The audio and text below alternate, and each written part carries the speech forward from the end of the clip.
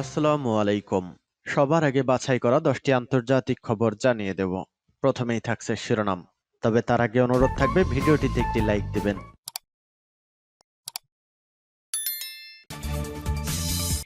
জানিয়ে দিব হাতে থাকা সর্বশেষ আপডেট আন্তর্জাতিক সংবাদ। প্রথমেই সংবাদ শিরোনাম। রাশিয়ার বিরুদ্ধে কঠোর ব্যবস্থার হুঁশিয়ারি অস্ট্রেলিয়ার। এরপর জানিয়ে দিব ট্রাম্পকে হত্যার পরিকল্পনা করেনি ইরান। এদিকে ট্যাঙ্ক বিধ্বংসী গাইডেড ক্ষেপণাস্ত্র পরীক্ষা করল ভারত। এরপর জানিয়ে দিব ইউক্রেনে ধরা পড়া এড়াতে আত্মঘাতী হচ্ছেন উত্তর কোরিয়ার সেনারা। আরও জানিয়ে দিব উত্তর কোরিয়া স্টাইলে শুক্রবার চুক্তি করবে ইরান ও রাশিয়া। সর্বশেষ জানিয়ে দিব রাশিয়ার ব্যাপক ক্ষেপণাস্ত্র হামলায় বিদ্যুৎ বিচ্ছিন্ন ইউক্রেন।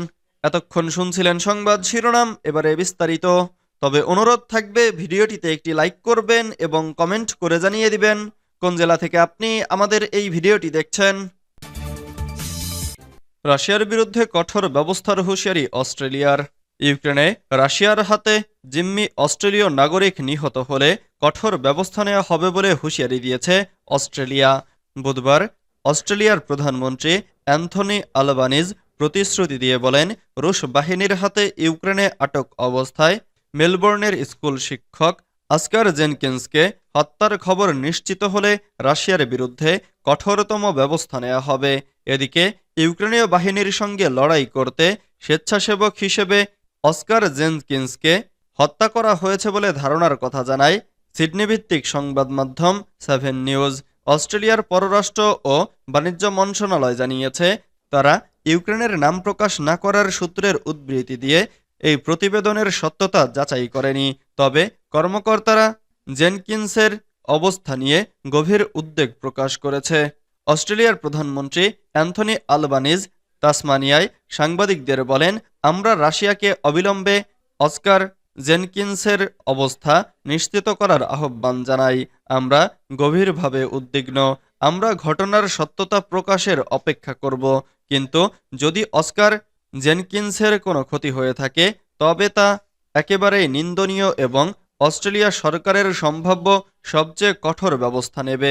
জেনকিন্স সম্পর্কে জরুরি অনুসন্ধান চলছে এবং কূটনৈতিক প্রতিক্রিয়ার ক্ষেত্রে সব বিকল্পই বিবেচনা করা হচ্ছে বলে জানিয়েছেন অস্ট্রেলিয়ার পররাষ্ট্রমন্ত্রী পেনিয়ং, যার মধ্যে রাশিয়ার রাষ্ট্রদূতকে বহিষ্কারের সম্ভাবনাও রয়েছে। ট্রাম্পকে হত্যার পরিকল্পনা করেনি ইরান। যুক্তরাষ্ট্রের নবনির্বাচিত প্রেসিডেন্ট ডোনাল্ড ট্রাম্পকে হত্যার ষড়যন্ত্র করেছিল ইরান। দেশটির প্রেসিডেন্ট মাসুদ পেজেশকিয়ান এমন অভিযোগ অস্বীকার করেছেন। 2024 সালে ট্রাম্পের ওপর দুটি ব্যর্থ হত্যাচেষ্টার পর অভিযোগ ওঠে হত্যাচেষ্টার পেছনে ইরান রয়েছে। মঙ্গলবার এনবিসি নিউজকে দেওয়া এক সাক্ষাৎকারে পেজেশকিয়ান বলেন, আমরা কখনোই এ ধরনের কোনো প্রচেষ্টা করিনি ও করবও না। ইরানের বিপ্লবী গার্ড বাহিনীর বিরুদ্ধে অভিযোগ ছিল তারা ট্রাম্পকে হত্যার পরিকল্পনা করেছিল, তবে এই পরিকল্পনা ব্যর্থ করে দেয় মার্কিন আইন প্রয়োগকারী সংস্থা। যদিও তদন্তে ইরানের সংশ্লিষ্টতার কোনো প্রমাণ পাওয়া যায়নি। সাক্ষাৎকারে প্রেসিডেন্ট পেজেশকিয়ান আবারও জোর দিয়ে বলেন, ইরানের পারমাণবিক কর্মসূচি সম্পূর্ণ শান্তিপূর্ণ। তিনি বলেন, আমরা কোনো পারমাণবিক অস্ত্র চাই না, আমরা কেবল শান্তি প্রতিষ্ঠার চেষ্টা করছি। 2015 সালের পারমাণবিক চুক্তি থেকে যুক্তরাষ্ট্রের সরে যাওয়া এবং ট্রাম্পের প্রথম মেয়াদকালে ইরানের ওপর কঠোর নিষেধাজ্ঞা আরোপ নিয়ে প্রশ্ন উঠলে তিনি বলেন, আমরা কখনো সংঘাতে আগ্রহী নই, তবে আমরা প্রতিক্রিয়া দিতে প্রস্তুত। আমরা যুদ্ধকে ভয় পাই না, কিন্তু যুদ্ধও চাই না। ট্যাঙ্ক বিধ্বংসী গাইডেড ক্ষেপণাস্ত্র পরীক্ষা করল Bharat. Anti tank guided missile পরীক্ষা করেছে ভারত।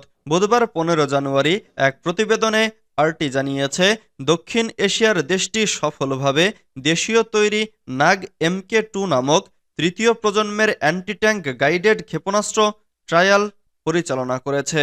সম্প্রতি রাজস্থানের পোখরানের একটি ফায়ারিং রেঞ্জে এই পরীক্ষা চালানো হয় বলে এক বিবৃতিতে জানিয়েছে ভারতের প্রতিরক্ষা মন্ত্রণালয়।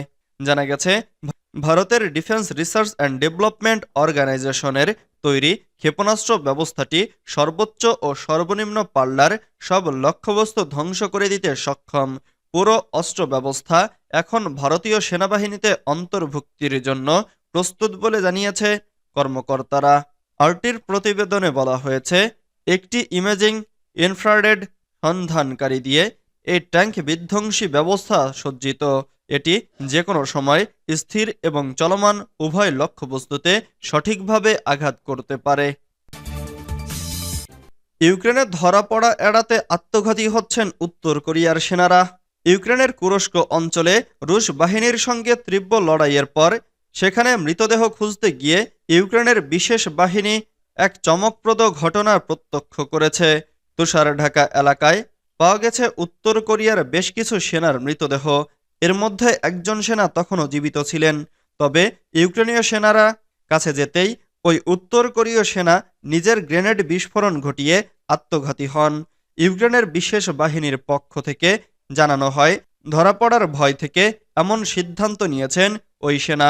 ইউক্রেনীয় কর্মকর্তাদের মতে এমন আত্মঘাতী ঘটনা প্রমাণ করে উত্তর কোরীয় সেনারা কি মাত্রায় মস্তিষ্ক ধোলাইয়ের শিকার।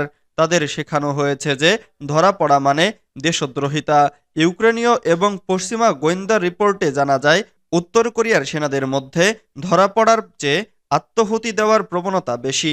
একজন উত্তর কোরিয়া পলাতক সেনা কিম রয়টার্সকে বলেন, উত্তর কোরিয়ার সেনারা শিখেছে ধরা পড়া মানে বিশ্বাসঘাতকতা, তাই তারা আত্মহত্যার পথ বেছে নিচ্ছে। উত্তর কোরিয়ার স্টাইলে শুক্রবার চুক্তি করবে ইরান ও রাশিয়া। উত্তর কোরিয়া স্টাইলে আগামী শুক্রবার 17 জানুয়ারি বড় ধরনের চুক্তি করতে যাচ্ছে ইরান ও রাশিয়া। ইরানি প্রেসিডেন্ট মাসুদ পেজেশকিয়ানের সফরে মস্কোয় এ চুক্তি সই হবে। মঙ্গলবার 14 জানুয়ারি রুশ পররাষ্ট্রমন্ত্রী সের্গেই ল্যাভরভ বলেছেন, ইরান ও রাশিয়া একটি ব্যাপক কৌশলগত অংশীদারিত্ব চুক্তি সই করতে যাচ্ছে।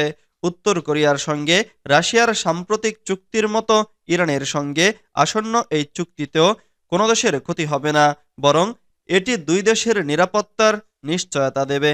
তিনি বলেন, আসন্ন চুক্তির লক্ষ্য হচ্ছে অর্থনীতির ক্ষেত্রে ইসলামিক প্রজাতন্ত্র ও রাশিয়ার মধ্যে ক্রমবর্ধমান সহযোগিতা ত্বরান্বিত করা। এই বিস্তৃত চুক্তিতে দ্বিপাক্ষিক সম্পর্কের ক্ষেত্রে সামাজিক সমস্যাগুলো মোকাবেলা করা হবে। এদিকে গত সোমবার ক্রেমলিনের এক বিবৃতিতে বলা হয়, আগামী 17 জানুয়ারি ভ্লাদিমির পুতিন ইরানের প্রেসিডেন্ট মাসুদ পেজেশকিয়ানের সঙ্গে বৈঠক করবেন। এর আগে চুক্তির খসড়া তৈরির সময় রাশিয়ায় ইরানের রাষ্ট্রদূত কাজেম জালালি বলেছিলেন, ইরানের আঞ্চলিক অখণ্ডতা এবং স্বাধীনতা সংরক্ষণকে অগ্রাধিকার দেওয়া হয়েছে। চুক্তিতে একটি ভূমিকা এবং 47টি অনুচ্ছেদ রয়েছে। রাশিয়ার ব্যাপক ক্ষেপণাস্ত্র হামলায় বিদ্যুৎ বিচ্ছিন্ন ইউক্রেন। রাশিয়া ব্যাপক ক্ষেপণাস্ত্র হামলা চালানোর ফলে বুধবার ইউক্রেন প্রতিরক্ষামূলকভাবে বিদ্যুৎ বিচ্ছিন্ন করতে বাধ্য হয়েছে বলে জানিয়েছেন দেশটির জ্বালানি মন্ত্রী হরম্যান হালুশচেনকো। মার্কিন বার্তা সংস্থা এপি নিউজ তাদের এক প্রতিবেদনে এ তথ্য জানিয়েছে। তিনি সামাজিক যোগাযোগ মাধ্যম ফেসবুকের এক বার্তায় বলেন, শত্রুরা ইউক্রেনীয়দের আতঙ্কিত করে রেখেছে। লভিভের মেয়র আন্দ্রি সাদোভি জানান, বুধবার ভোরে পশ্চিম লভিভ অঞ্চলে জ্বালানি অবকাঠামো লক্ষ্য করে রুশ বাহিনী ক্ষেপণাস্ত্র হামলা চালায়। লাভিভের আঞ্চলিক প্রধান ম্যাক্সিম কোজিটস্কি জানান, দ্রোহবিচ ও ইস্ট্রাই এলাকায় রাশিয়া দুটি অবকাঠামোগত স্থাপনায় আঘাত করেছে এবং ক্ষতিগ্রস্ত করেছে, তবে কোনো হতাহতের খবর পাওয়া যায়নি। ইউক্রেনের প্রেসিডেন্ট ভলোদিমির জেলেনস্কি জানান, মস্কো 40টিরও বেশি ক্ষেপণাস্ত্র নিক্ষেপ করেছে ইউক্রেনে। এর মধ্যে কমপক্ষে 30টিকে ভূপাতিত করা হয়েছে। তিনি আরও জানান যে হামলায় প্রায় 70টি ড্রোন ব্যবহার করা হয়। কতগুলো ড্রোন এর মধ্যে ভূপাতিত করা হয়েছে তা এখনও স্পষ্ট নয়।